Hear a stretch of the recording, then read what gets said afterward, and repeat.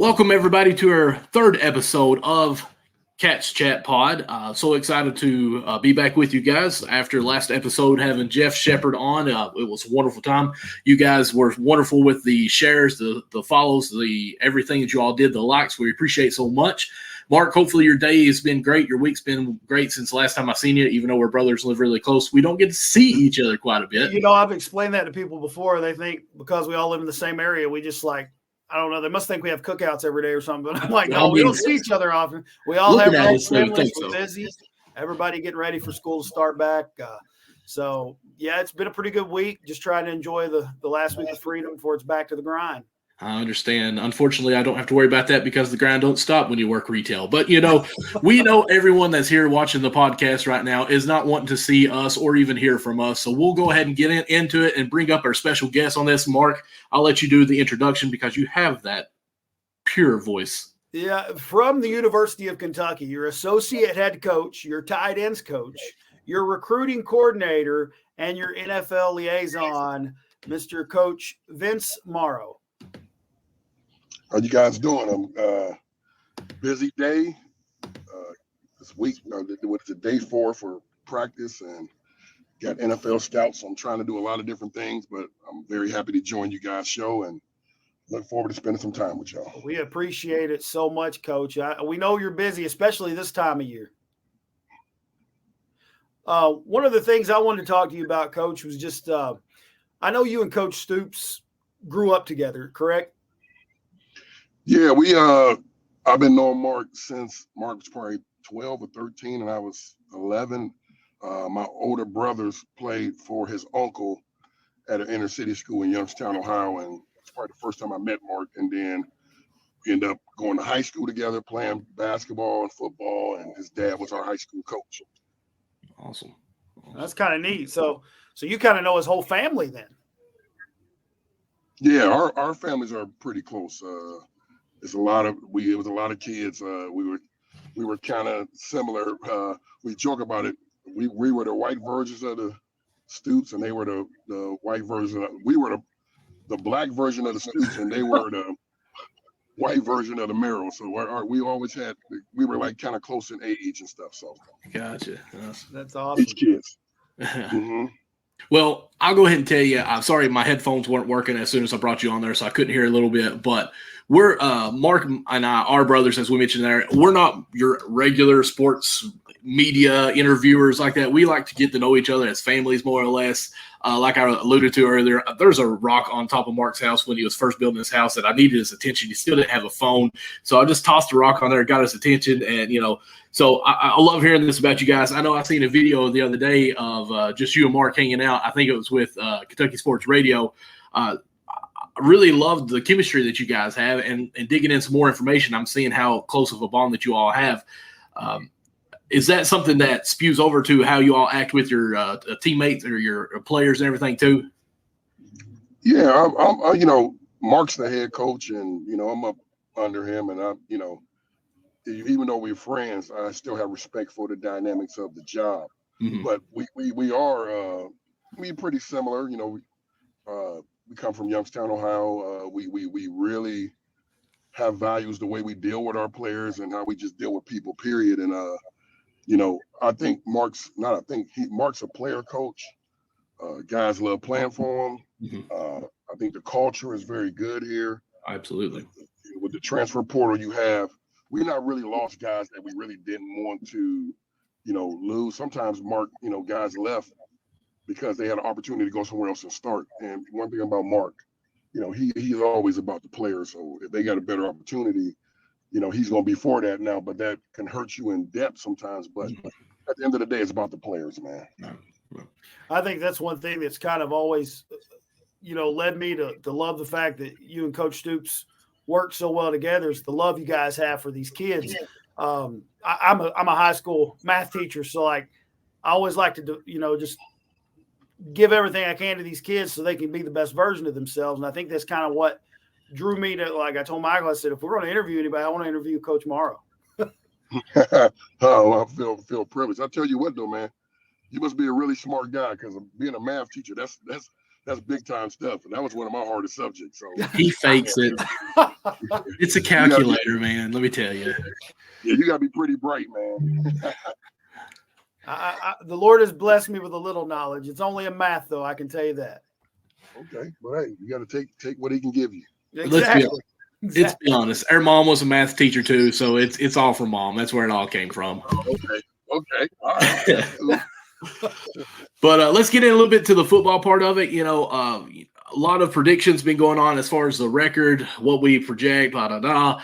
But as a coach, I know you can't really say that because you expect to be undefeated all year. So I want to ask you, what are your expectations for this team? What's your all's sky limit of excelling this year? Oh, well, you must really don't know me. Sometimes Stu's got to he has to be like, oh man, why you say that in that interview? Because I'm always how I feel. I think our message to our team, but even to the fans, but more to the guys, the 100 and whatever, 85 guys we got in that building, is that we plan to go to Atlanta. That's if you're not fighting that, then why are you in this business? I think we are very close. I think if you guys followed us, you will know that we've been very close. Winning 10 games, winning 9 games. When have you ever thought when we win 7 games that would be a disappointment? But that's where our standards are at now, and I just feel that we building with having Liam Coen back and having Brad and I think the core of your coordinators and having Jay Bull, where people say I think we got 4 of the best coordinators in college football, and me being the recruiting coordinator, Jay the special teams coordinator, and Brad and Liam defense and offense. I think we do have a great core, and I think our staff is pretty good. So we gearing up to go take it and take it by storm, because we got some things we have to how I want to say this. I think we have some things that felt unsettled last year.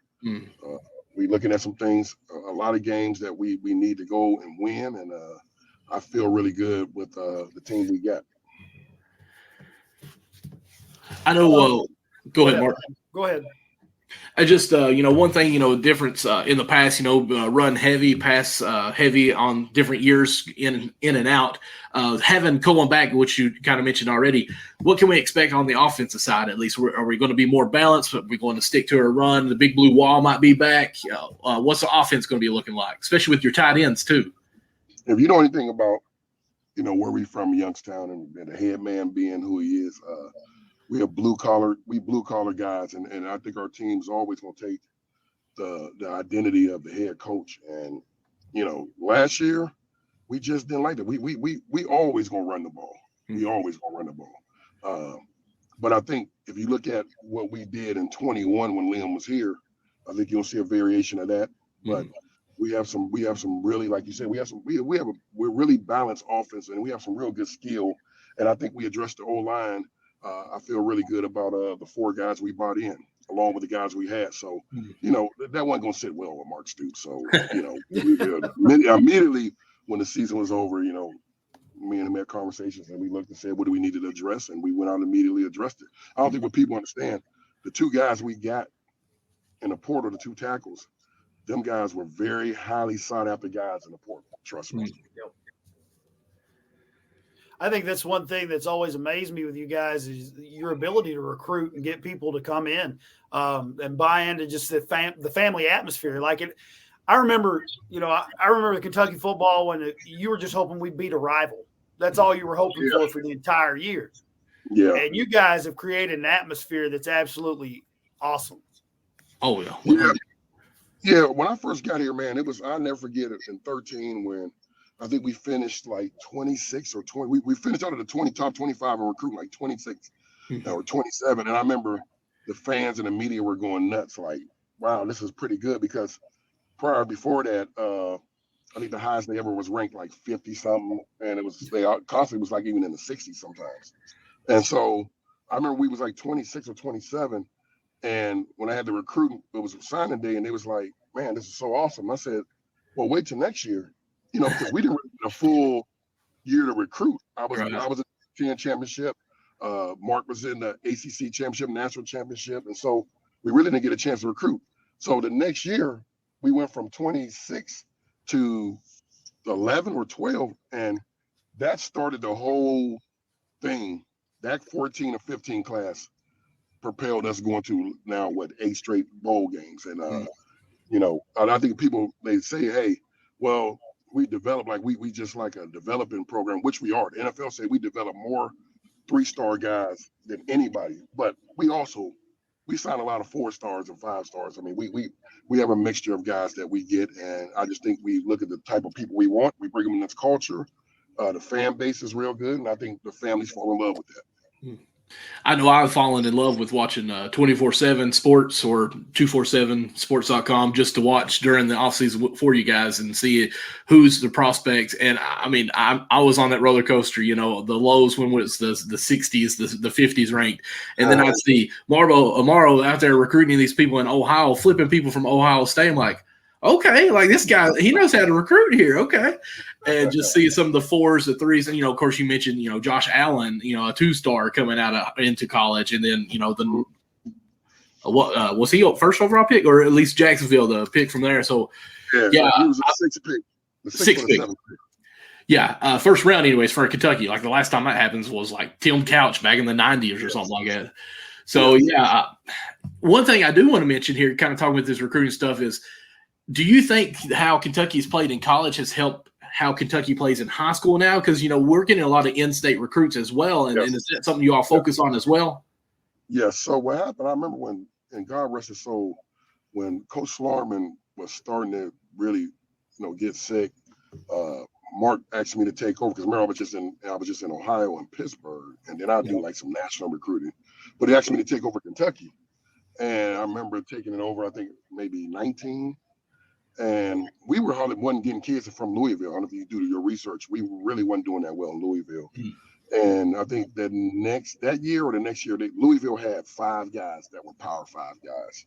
And we signed every one of them. And the high school football in Kentucky is really, really starting to take off. And that's why you're starting to see now, we sign guys like you take a guy like Ty Bryan. Ty Bryan is a freshman from Douglas. And he's playing. He's traveling. He's going to travel. He's going to play as a true freshman.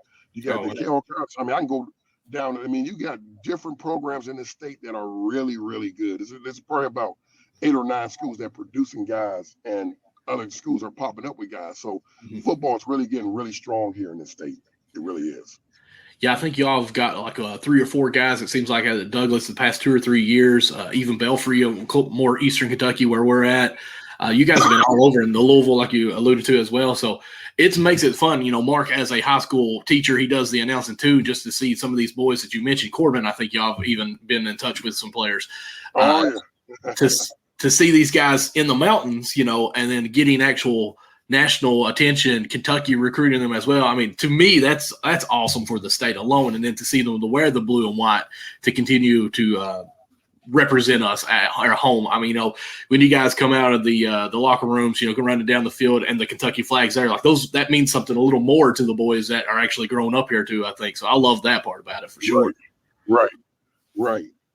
So it's, to me, you gotta lock down your state. And, when Mark, like I said, when he had me take it over, it's like, hey, we got to own this state first and foremost, then we're going to branch out. And these kids know how important they are, and most kids want to play for their state. So I look at it and I say, hey, if you're a good player, we're gonna know when you're a freshman, even sometimes 8th grade, and then I'm going to zero in on you, and we're gonna make it very hard for you not to come here.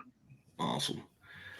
Coach, I was wondering, how are the guys that transferred in from the portal? Like, was it a tough adjustment for them with the offense, like with Leary and I think Davis, the running back? Like, did they have a tough time adjusting, or they just jump right in?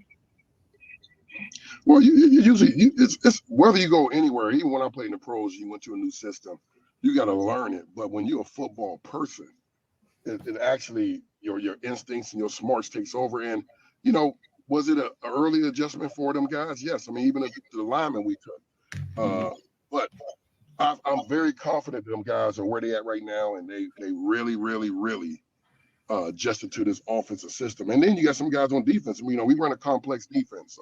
So we got guys, coaches, young coaches. Like when the coaches are on the road, we got young coaches like Josh Estesois, Brezowit, just a lot of young guys who can actually meet with these guys while we're gone, and they can put them up to date. So then we get in OTAs and we get in spring ball or a training camp.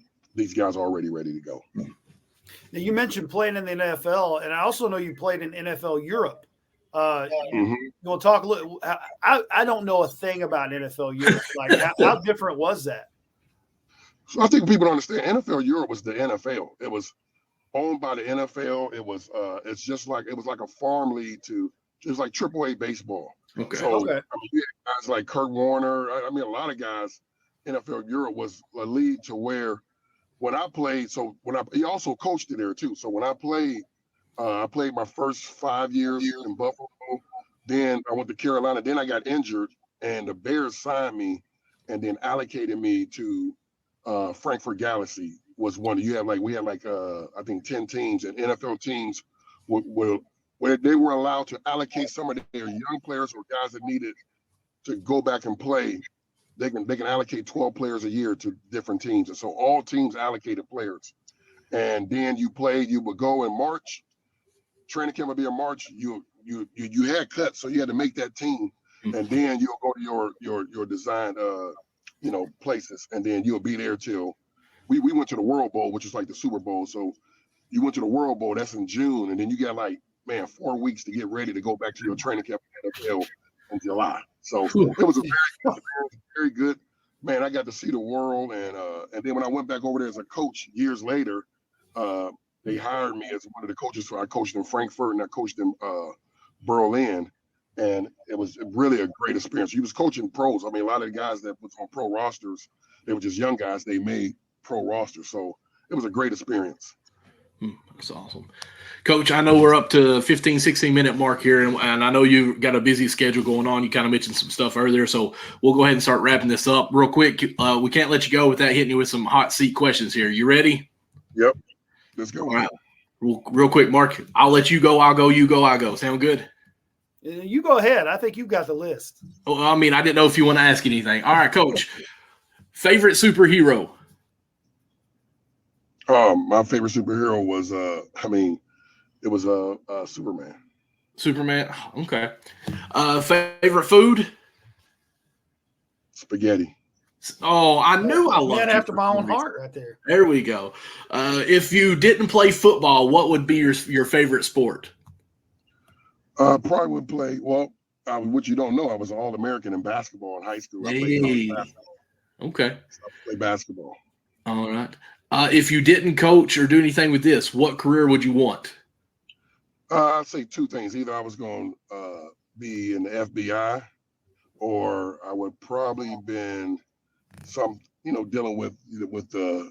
I mean, I really had this fetish. I love studying history, so it would probably be like a history teacher or probably like a theologian, just studying the history of the Bible. Awesome, that sounds great. History, that's my other major. That's where I was at. It's in the past. I do have one question. Where did the nickname Big Dog come from? Dude, I have no idea. They got here in Kentucky, and somebody gave me that name, Big Dog, and dude, it just took off. I mean, people don't even call me my name no more. They say Big Dog, Big Dog, Big Dog. Like, so it's. I have no idea, but that name came here. It came here in Kentucky, but I will tell you, when I was in Nebraska, I had over my office, I had a sign said the Big Dog's Den. And I don't know if some fan found that, or I have no idea. Gotcha. All right, last one real quick. After coaching, what can we expect from you? After coaching, probably would do radio or something like that, just talking sports. Or I probably would, I don't know, one day have grandkids and just be a great grandfather or something. Enjoy retirement, right? Yes. Awesome. Staying in Kentucky though, right? We plan on. I would keep my home. I would keep my home in Kentucky. I think Lexington is one of the best places to be. Oh yeah, for sure. If you come on down here to Harlan County in the mountains, I mean, once the leaves change, you drive around all these mountains, you'll love it too. But I understand Lexington, you got the hills. You don't have mountains. You don't have to worry about too much of the horrible roads that we have to deal with around here. I love it though. I love Kentucky. I love Eastern Kentucky. I went down there when the floodings and I used to go. I went down there with Kelly Craft and Joe. So I mean, I like Eastern Kentucky. It's Awesome. good people down there. Absolutely. Coach, we appreciate you joining in with us more than you know. I appreciate you guys having me, man. And you guys come up, look me up, and let's go Big Blue. Let's get some wins this year. Yes, Big sir. Blue. All right. When we get to Lexington, we're gonna go out and we'll have spaghetti together, and then we'll let you go on to coach the game later. Okay. All right, let's do it, buddy. Let's do All righty. Have a good one. Thank you again so much for joining. All right, buddy. Take care.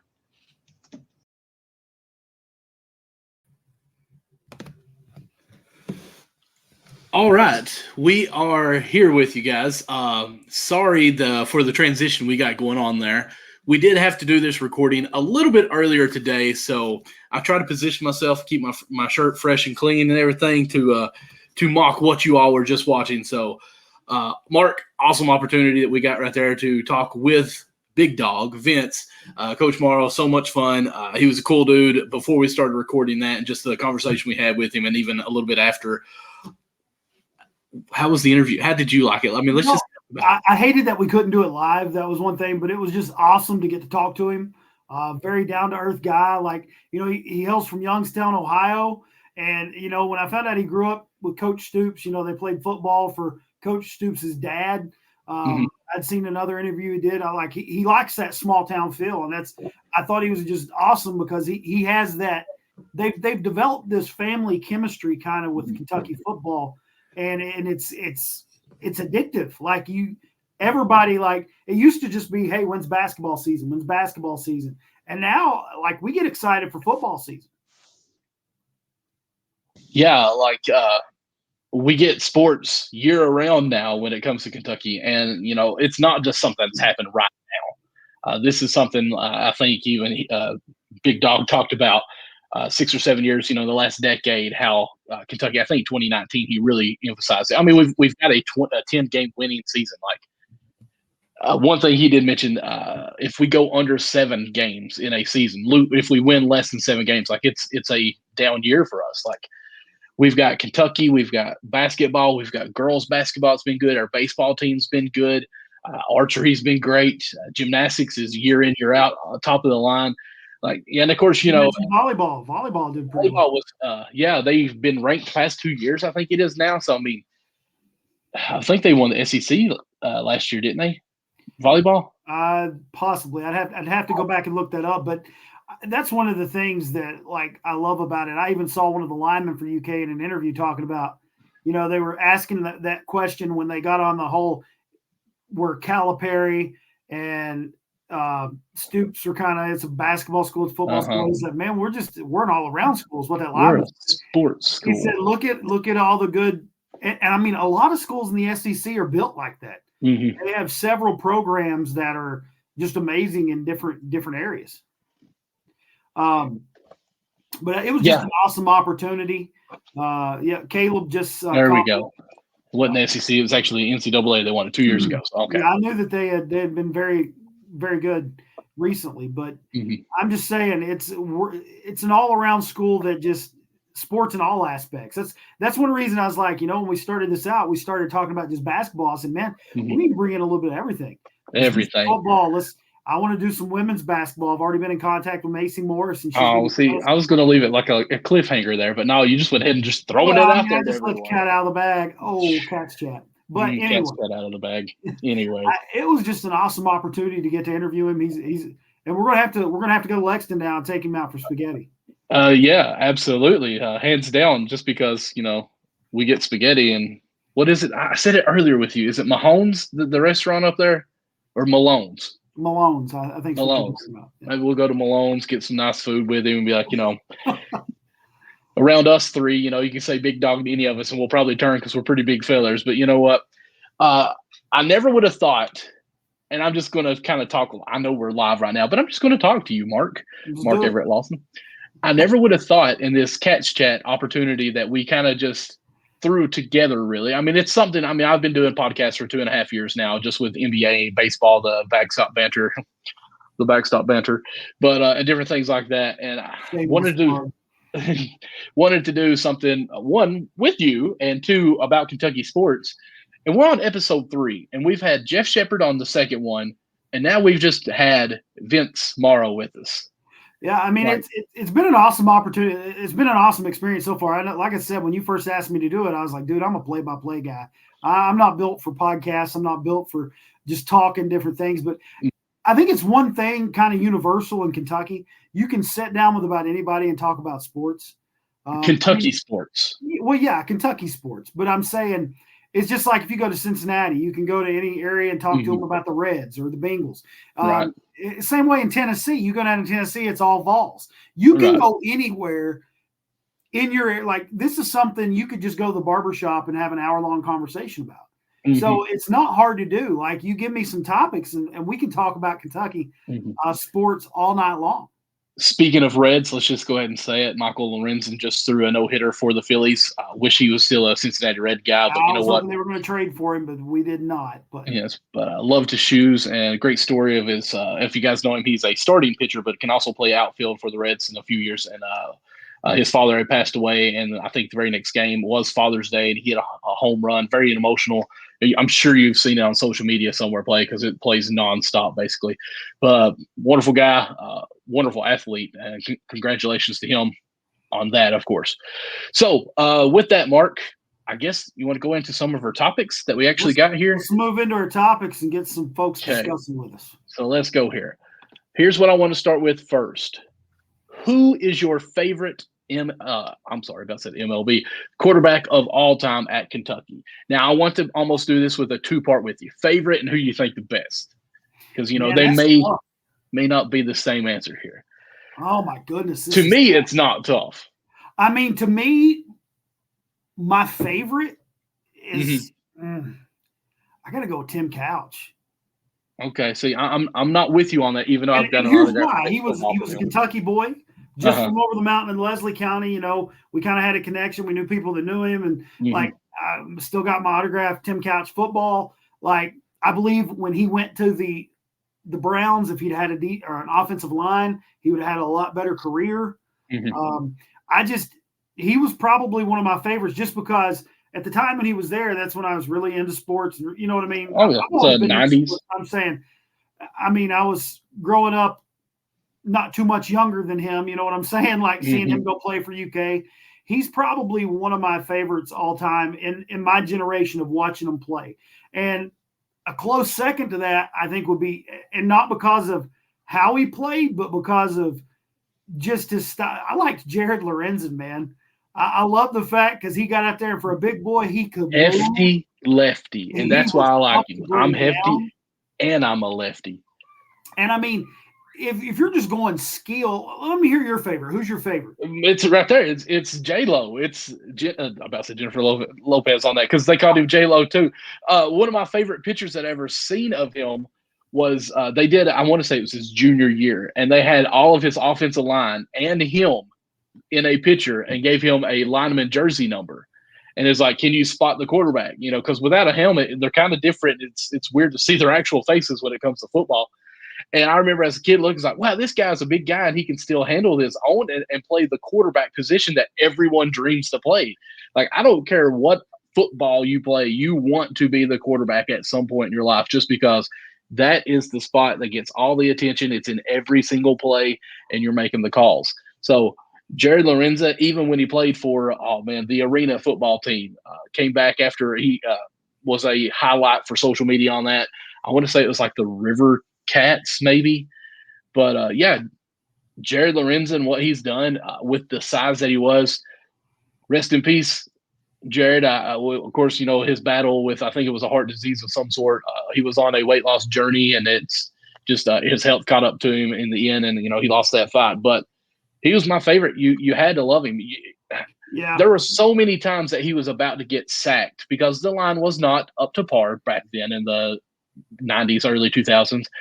But you had to have three guys to try to get him down. And it was so much fun to watch him break tackles and everything. It really was. He was fun to watch. Like, I actually have a jersey card of his hanging up here by this senior day thing. I forgot I had it, and I was like, I got to hang that on my wall just because, he was fun to watch. Absolutely. He gave chubby men like us hope that. Yes, sir. Yes, sir. I appreciate the compliment, Johnny. I greatly do. And yes, sir, we start football up. I guess next weekend will be our first official game. I think Harlan County's heading to Middlesboro for a bowl game next Saturday. So that'll be the first official game. They've had scrimmages, but Johnny, you can actually, my name is Michael, just so you know, like you can say hi to me too. It's not just Mark. Make me feel bad on here. If it gets any bigger, Johnny, it'll explode. But anyways, so that's who my favorite quarterback of all time is. And of course, there's so many, you know, Tim Catch would probably be my second one. There's a lot of good quarterbacks that have excelled. Even Woodson's one of my favorites as well. But who do you think has been the best quarterback in this time that you and I know sports? I got to say Tim Couch. Again, I think he brought, you know, we had the air raid going on back then. Mm-hmm. He brought back this just hope for the program. You know what I mean? Like it had been in disarray for a while, and he kind of got people interested again. And you got people now like Stoops and Coach Marrow that came back in, and they've got just an atmosphere that's unbelievable. But I really believe that Tim Couch, I mean, I was reading some of his stats. His senior season in '98, that was his senior year in college. That was my senior year of high school. He threw for 4,275 yards, 36 touchdowns, while completing 72.3% of his passes. I mean, a 72.3% passer completion. Passer rating. Yeah, whatever. It's not a passer rating, but pass completions. Right. That's unbelievable. I mean, that's crazy. 72.3% completions. Yeah, I mean, if you really stop and think about it, if you pass 4 downs at 72% complete, like you're completing almost 75%, obviously. So 3 of the 4 of those passes. I mean, surely you would get a first down if you passed every play on that. You know, you're going to be getting at least 3 to 5 yards on a completion easily, and those are small screens. I mean, that's me just throwing random stats as far as that on that, or figures, I guess. But yeah, I would say Tim Couch was, and it could have been, it was the era that I grew up. You know, what year was he a senior? What year were you a senior? 98. 98. Same year I was a senior in high school. So okay, so I was in sixth grade, sixth, 7th grade. So that's when you really, I mean, you start playing organized sports in school, and to watch this guy wear the number 2 come from Leslie County to go up there to play at Kentucky and be relevant and be good and thrive. Yeah, I mean, to me, he has to be the best on there. What's going on, Quincy? Glad you could join in with us. Sorry. Oh, I'm trying to hide it, and you keep hitting show. Yeah, we fighting each other there. Okay. Yeah, the same season, though, like I think why Couch stands out to me, he was the SEC Player of the Year that year. Mm-hmm. He also was like an All-American honor that year. And, I mean, if I'm not mistaken, he's the only Kentucky football player to ever be the overall number 1 selection in the NFL. I'm pretty sure. Okay. Any honorable mentions you want to say?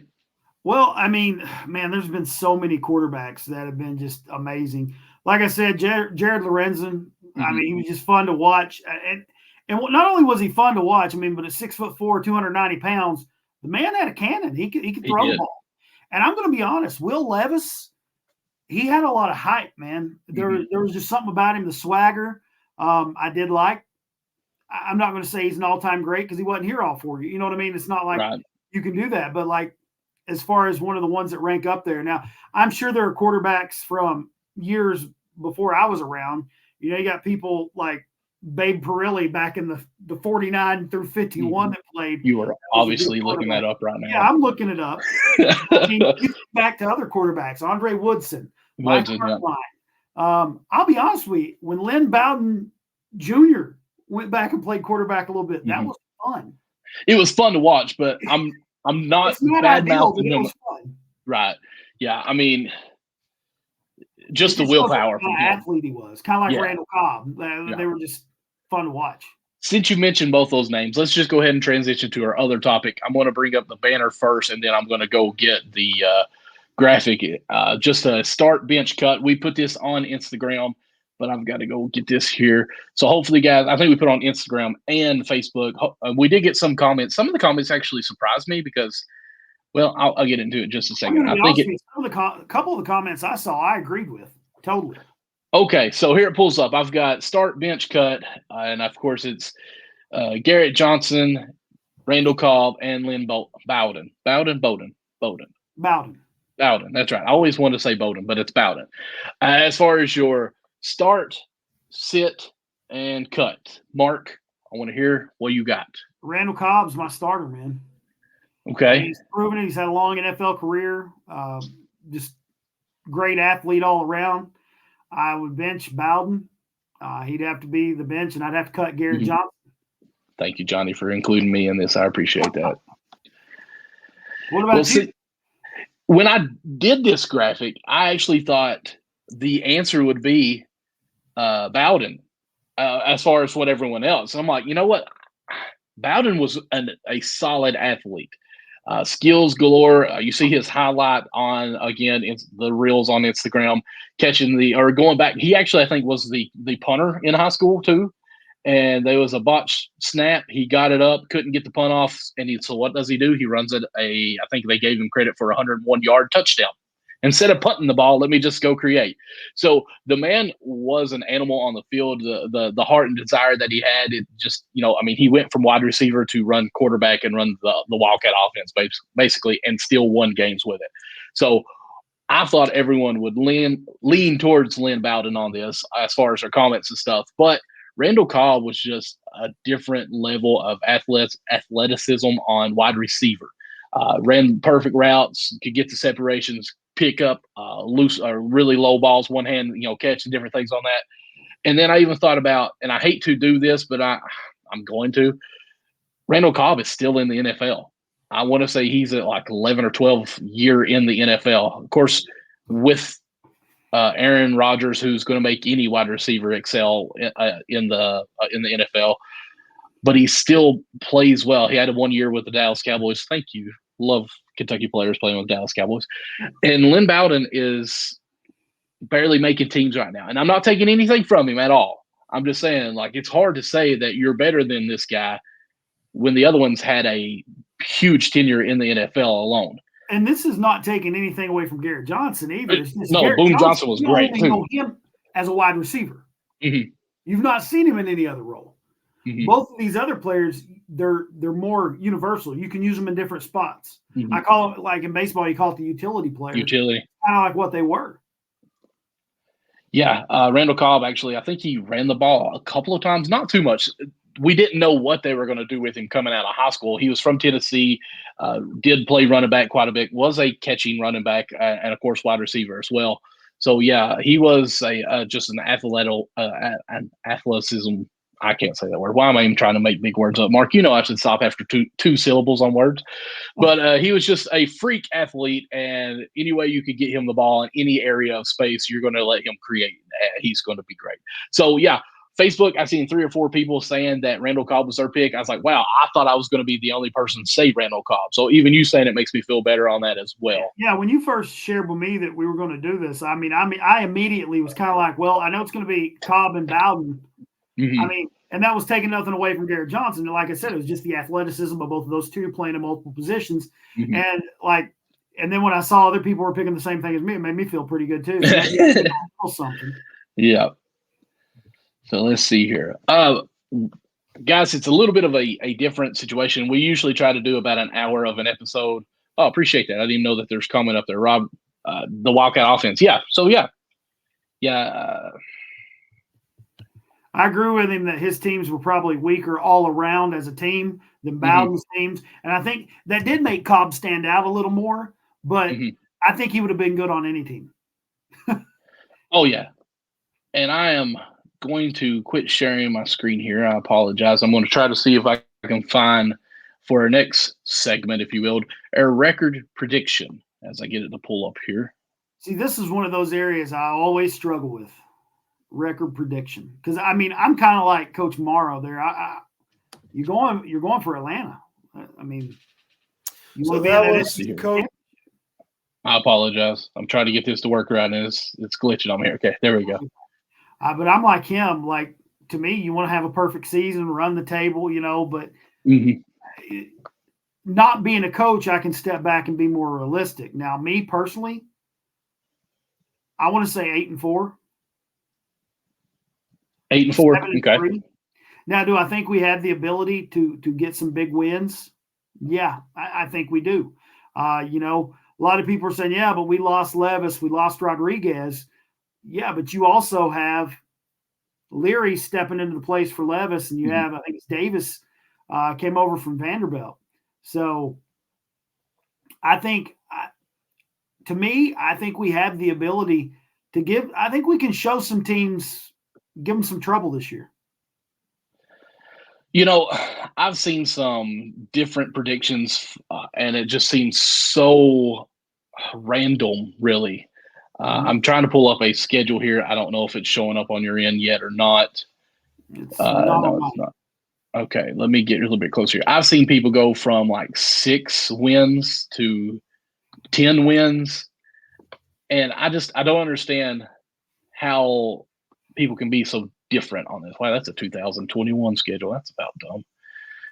Let's go back here. Well, I mean, you got to realize everybody's looking at it from through different aspects. You know, some people are like, "Oh, they're gonna let me down." This is going, but I'm just trying to be realistic. I mean, because when you get to those rivalry games, that's a toss-up every time. You never know what's going to happen. It is. It's all about who's ready and who's healthy too. I mean, that takes a big part of it. Okay, I'm not getting my computer to work right. Let me just go to Bleacher Report real quick and pull up the schedule, and just at least so I can have a conversation with you on this. They play Ball State first. That'll be on September 2nd. We are less than a month away from the opening of the season. So they got Ball State on September 2nd. That should be a win. They have EKU, Eastern Kentucky University, on September 9th. And that's actually one of the questions I forgot to mention to Coach Marrow is like, a lot of people don't know it, but like CJ Conrad, he's the tight ends coach at Eastern now. Oh, yeah, that is right. Tight end in UK. So, you know, that's got to make your coach proud when you become a coach for tight ends, just like he is. We play Akron on September 16th. Should be 3 W's. We should be 3 dubs in a row.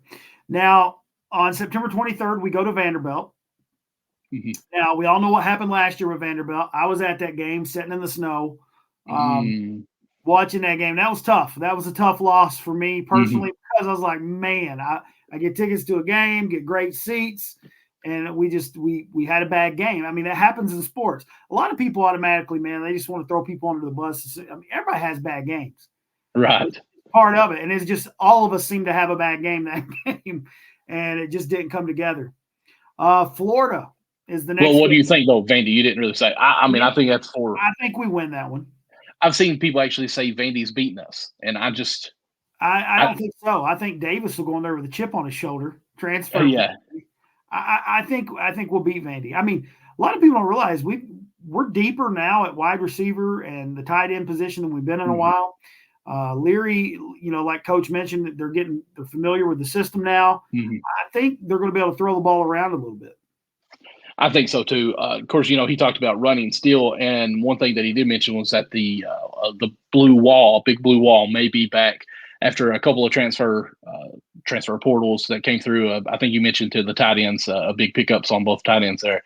So and it was ESPN, I think, one of the announcers there that was picking Vandy over Kentucky. I'm like, I know it's at Vandy, and I know they beat us last year, and Vandy is getting better, but it's still Vandy football. So I'm totally comfortable with starting out 4-0 going into coming back home to play Florida on September 30th.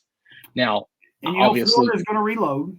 And we've had Florida's number for probably the last 5 years. At least big games. We've won in the Swamp past couple of times. I think we're 5-0 right here.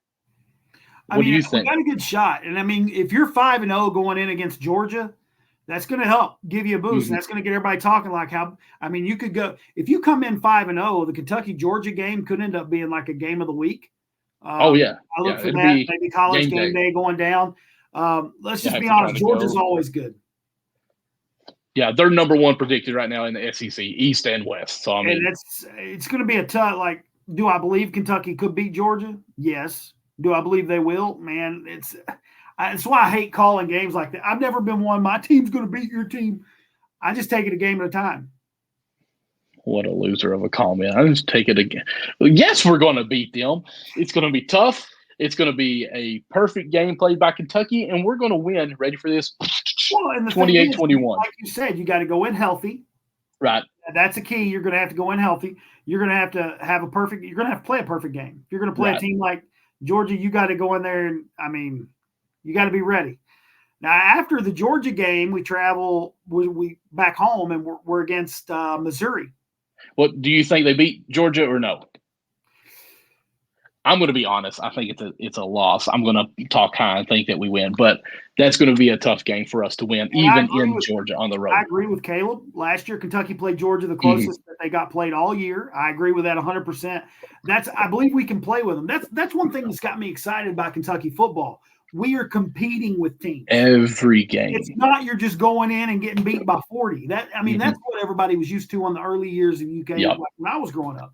Like you just were like, hey, it's football season. Woo, nobody cared. Now, you're competing. You're going in there making teams. I think you're raising some eyebrows. People are realizing we're now a valid contender in the SEC. We can do things. I think we're one of the most physical teams in the SEC now, and that alone, it's so wonderful to have that presence. The respect that we're getting on that as well. I agree. Now, the Missouri game, I'm kind of like you. I think Georgia possibly be a loss. I hate to ever say we're going to lose. I want to say we're going to win every game. Of course. Missouri. So like filling out March Madness brackets. I don't care how bad Kentucky basketball is. They're winning it. Missouri comes into town on October 14th. I think that to me, that's scary. That's a trap game to me.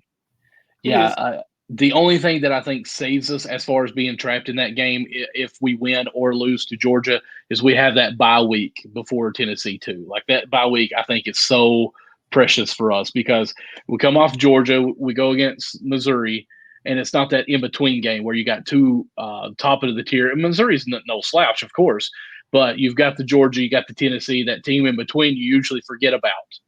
And at least there's a bye that we can do that more focus on Tennessee. So I do think that's really good there. I'm worried about that Missouri game, though, because I've heard a lot of good things about Tennessee's quarterback, the young guy they got in. They say he's probably one of the best quarterbacks in the league. I'm talking the whole NCAA, not just SEC. Everybody's like, oh, they lost Hendon Hooker. They lost some of their wide receiver core.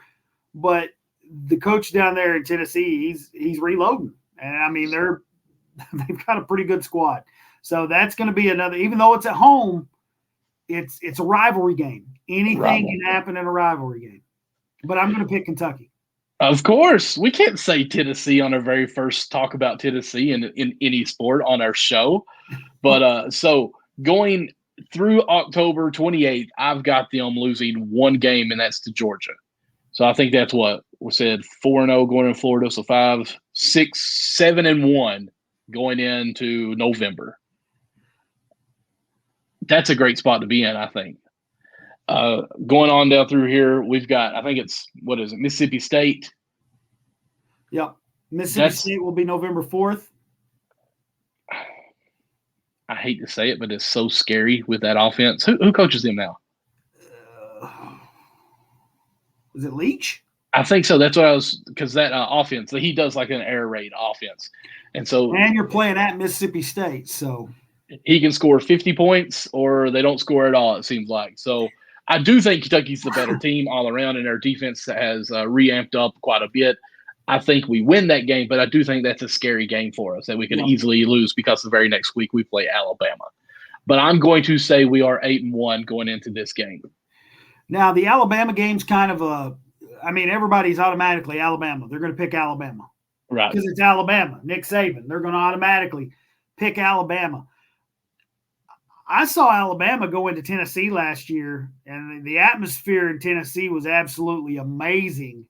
If we can get that same kind of atmosphere at the Kentucky game, I believe we can give them a run for their money. Going into the game 8-1, I think it could be very, very interesting. Oh, yeah, Leach. He did pass away. I did forget about that, yes. Thanks, Jay. I forgot. Thanks, Jay. I knew he was a coach at one point, so he's saying it's now Zach Arnett, but I'm sure it'll be kind of the same style as Mike Leach. Right. Yeah, I forgot all about that. But yeah, I think Alabama is a winnable game, being 8-1 going into that game. But I am going to say that we're going to lose that to Alabama. I do think it's going to be a very close game, but I'm going to give the edge to Alabama on this. I got them 8-2 right now. What about the South Carolina game? I know you're going to. South Carolina. I'm actually going to have them as a loss here. Here's what scares me about when you go into South Carolina. You're at the end of the season. Mm-hmm. People are tired. This is where injuries can pop up, and you got to be careful. Like you were talking about trap games earlier, I feel like that's trap game. I think we have the better team. I agree. But I don't know. I think they lose this because after losing to Alabama, they're thinking, well, now we're winning out. This is no big deal. And they fall asleep on South Carolina, who is not of past South Carolina. They're actually a good team this year. And Louisville's the next game. I think we got that. Yeah. That's all we got to say about that. Yeah, we got that. So I've got them at 9-3 as my prediction. What do you have them at? I said 8-4. Just because I believe they're, and like I said, I'm saying 8-4 to be conservative. Which is crazy for Kentucky. Do what? I said, which is crazy that's the kind of era we're in with Kentucky football now, that 8 is being conservative. I love it. And here's the thing. I want to see them go 11-1. I want to see them go 12-0. And never mention that orange. Yeah, it's the sad part is that quarterback for Tennessee this year is legit, though. I personally want to see them run the tail. I'd love to go play for the SEC championship. Oh my goodness! I think we have a chance this year. I really do. And when have we, like these past few years, where we keep saying, "I think we got a chance. I think we got a chance." I mean, there's always that hope, and then you have if you have one loss, then you have a bunch of people jump off the bandwagon again. It's really hard with the fan bases. I see it with UK and I see it with Cincinnati. A lot of people forget these are young men. They're not like 50-year-old people you work with. You got to be all in for your team or all out. You can't be flip-flopping. And I agree with him. Anthony Richardson was legit. We made him look stupid in Florida. We really did. He looked, because I was even during that game, I was like, I thought this kid was supposed to be like the top prospects, and our defense had him on his heels all night long. So, but being conservative, I'm going to say 8-4. Praying for a lot better than that, though. I mean, there's not much better you can get on that, but I'm going with 9-3 because I'm going to be high on this year's team. I really think this is the best all-around team that we're going to have. I think it's going to be offensively more spread out as far as balanced. I think probably run 60%, pass 40%. And the transfer portal was really good to us this year. I'm really high for this team. I'm excited about trying to get to a couple of games. Maybe we get us some media passes, get up there and be like, hey, big dog, let's get us backstage here a little bit. Is that what you want to do? Yeah, so we'll see what we can get to go on that. But, Mark, that's really all I've got for the episode. Again, awesome that we just aired an episode that we had Vince Marrow, Coach Vince, the recruiter, on our episode 3. This show has been already awesome of what it's been allow us to talk with people, how it's been able to let us meet some of these big guys with Kentucky. Excited about next episode, which you've already dropped the spoiler alert on that. We are in contact trying to get Macy Morris to come on the show. We just got to work it out. Knowing now that we can do this recording and air it like this, I think we should be good for Wednesday. With her because I know she said she had something going on next Wednesday evening. So plus school starting back for me next Wednesday, so nobody can do it at 11 o'clock in the morning again. Gotcha. I might be frowned upon when I'm supposed to be teaching Algebra 1 if I'm interviewing a former UK lady. That's okay. What are they going to say? Yeah, exactly. But what I'm saying is we're going to try to get that in the works. And if not, maybe on the next episode. We appreciate you guys tuning in, commenting. This 100%. Is what we wanted to be, just a big roundtable discussion of UK sports. Like, honestly, I don't want to be where we're looking at all the stats and like getting analytical too much, because really I think analytics hurt sports somewhat. I want to be this. This is a water cooler conversation, the barbershop, where we're in here debating and just talking amongst friends here, and just really hear everyone's different opinions, ideas, and just communicate. One thing I talked to Mark is we're going to try, or I want to at least. Mark's a little hesitant on this, but we would like to be able to interact with you more than just comments. I've been tinkering around a little bit where we can get a phone call come in and you actually talk with us. But of course, we are trying to keep his G-rated as possible.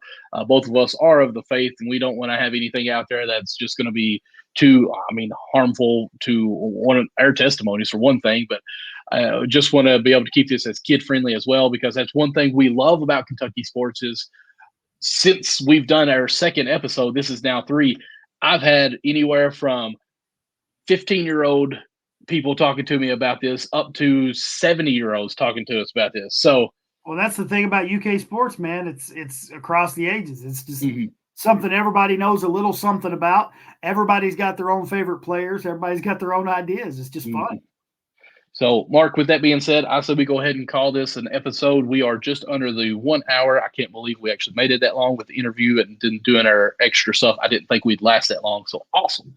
Where can they find you at, Mark? You can find me at mlawson15 on Twitter, or I'm on Facebook just under Mark Lawson. Okay. Instagram?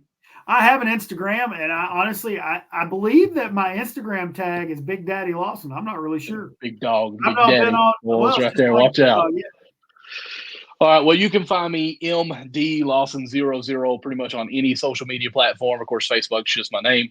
I do have another podcast I do on Sunday nights at 9 p.m. Eastern time, and it's just straight NBA. It's called MNC Hoops. Appreciate any kind of follows on that. Guys, we are also on YouTube. Please, please, please go subscribe to our YouTube.